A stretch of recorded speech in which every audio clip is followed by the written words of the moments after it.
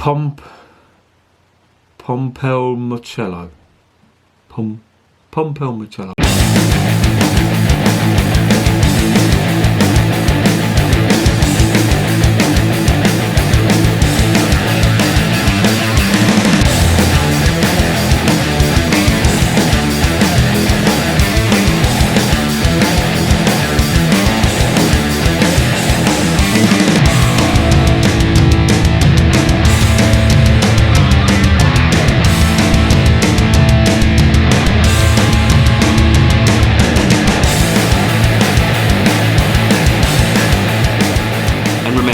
Life is too short to be drinking shitty beer.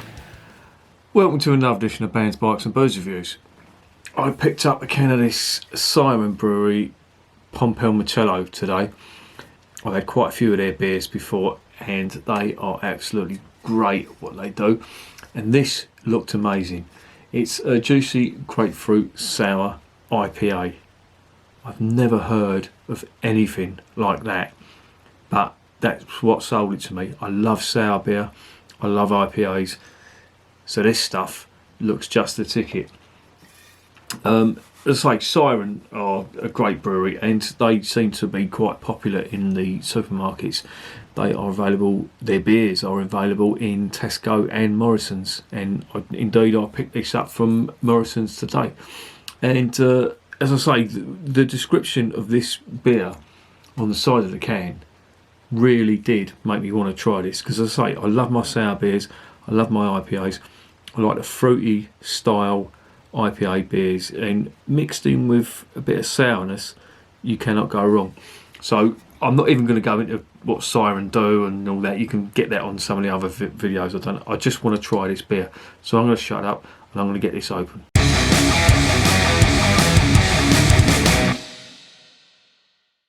So this is a 440ml can, a juicy grapefruit sour IPA. I mean, that if that doesn't make you want to buy it, fucking hell, nothing will. I'm trying to look. Oh yeah, it's a 6% ABV beer. It contains. Sorry, I'll just read out the spiel on the back of the can. This sour IPA is hopped with Eucalyptus. That's Eucalyptus hops. That's a substitute for SARS hops. They seem to be becoming quite popular with these craft brewers. I don't know why, but I've just tried the Clairvoyance IPA, and that had the same Eucalyptus hops in there as well. This contains Bravo and Mosaic. Now, Mosaic, I know for a fact, are very, very bitter, big grapefruit, usually used in pale ale. But they've got masses of that bitterness and the grapefruit flavour that you get from pale ales and from IPAs as well. So if they've got that in there, this is going to be bitter, I think. To create it contains Bravo and Mosaic to create the biggest grapefruity hop profile we could muster, but we've also included a grapefruit zest. Fucking hell, a grapefruit zest, as if you didn't need any more grapefruit, and juice as well. They put grapefruit flavoured hops, grapefruit zest and grapefruit juice. Fucking hell, for good measure. Lactose rounds things out with a sweet and smooth touch. Okay, so it's got lactose on there as well. I imagine, you know, that would just be so better with all that grapefruit shit going on in there. Keep cold, which it has, or I have done. Serve cold. I'll let this stand for a little bit and drink fresh. Yeah, this is fresh. I got this today.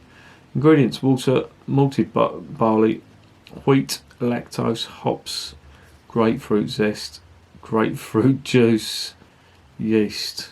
Wow, this is gonna be face-cringingly sour and tart, and I can't wait.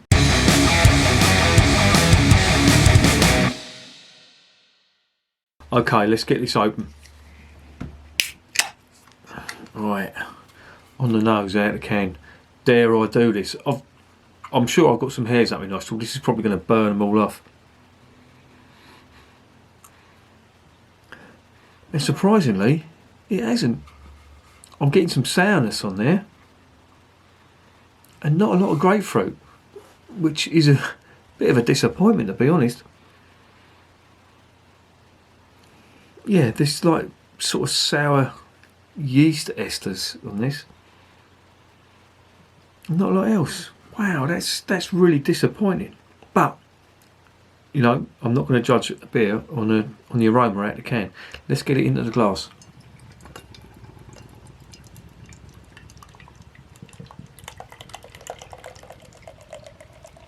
Right, as I say, this is 440ml. This is a 440ml glass, so I should, in theory, be able to get all that in there. Maybe not. There's a little bit left in the bottom. I'm sure there's some sediment in there. Yeah, that's a nice hazy straw coloured beer. It's got a fair bit of carbonation going on in there. Small bubbles, so it could well be naturally carbonated. Who knows? It's got a sort of 1.5 finger foamy white head on the nose. Again, with all that grapefruit in, I thought I would be sort of overpowered with grapefruit, but I'm not. I'm just getting sour esters, which sound like they're coming from, or feel like and smell like they're coming from the yeast. This could well be a strange one, unless I pour this one in there, or the last of. Unless I pour the last of this shit in there. This could be. No. Not a hint of grapefruit in there. What is going on? I'm intrigued.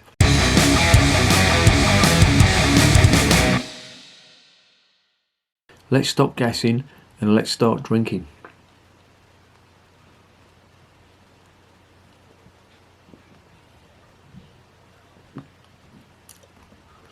Whoa.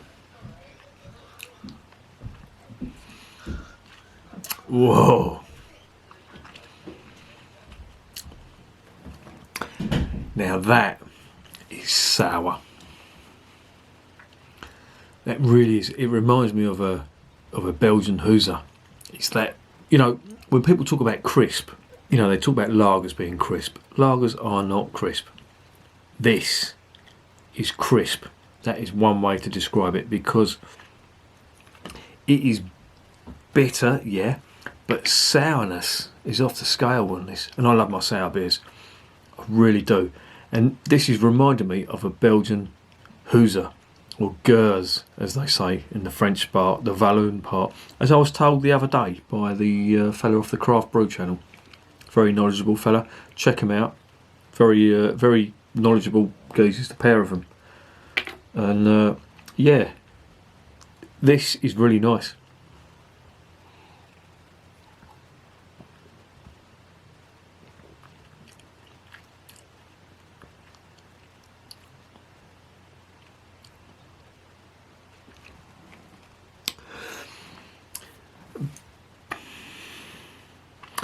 But it's got some really nice flavours going on there. And it's reminded me, the aftertaste is reminding me of sherbet, the white powder. That sounds so wrong, doesn't it? But the white sort of powdery sweet that you can get sherbet, very sour on the palate, but then it goes down sweet. There's a mix of sweetness in there. That's what the aftertaste is like. But on the palate, this is so tart and so sour. Almost, well, I think it's gone past like the sourness of a Berliner Weiss. This is on the sort of bordering on the, as I say, the Hoozer or the Gers type sort of flavours. If you can imagine bitter apple, very bitter apple, bitter sherbet, and on the arse end, the sweet sherbet, and the driest of West Country ciders, then you're going to get a bit of an inkling on what this tastes like. The sourness cannot be overemphasised in this. It is just so, you know, your face just sort of wants to, you know, it's really, really sour in a good way. And if you like your sour beers, you are going to love this, because this is just sourness off the scale.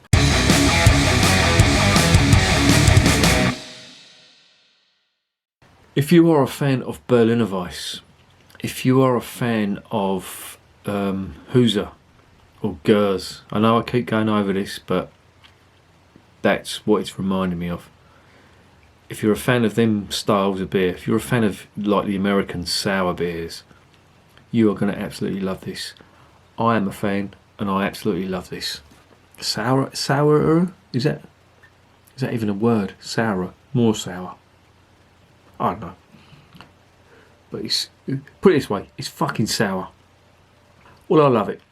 I think it's absolutely amazing stuff. I love sour beer, and I love this. If you don't like sour beer, don't go anywhere near this, because you will be very disappointed. It's got everything I would expect from a sour beer. They've called it an IPA. I don't know why it's called an IPA, because, you know, what has it got in common with an IPA? You know, lots of hops. Well, yeah, there may be hops in there, but if they'd called it a Berliner Weiss or just a sour beer, then that probably would have been more accurate. I think, you know, they may have taken a bit of liberties there with the IPA label on there just to get people drinking it, but, you know, I don't care. It's a good one for me. That, for me, is a 9 out of 10. And the reason I'm knocking a mark off it, which I shouldn't really do, is because I know this is not going to be for everyone. Because not everybody likes sour beer. I do. And this is a really, really nice sour beer. If you like cider, if you like, you know, your West Country cider, if you like your Berliner Weiss, if you like your Huser or your Gers, whatever way you want to pronounce it, you're going to like this. If you like your sweet lagers, if you like your smooth lagers and stouts and all that, avoid this. You won't like it. For me though, that is a 9 out of 10, and I'd recommend it if you like sour beers. And remember, beer is working class champagne.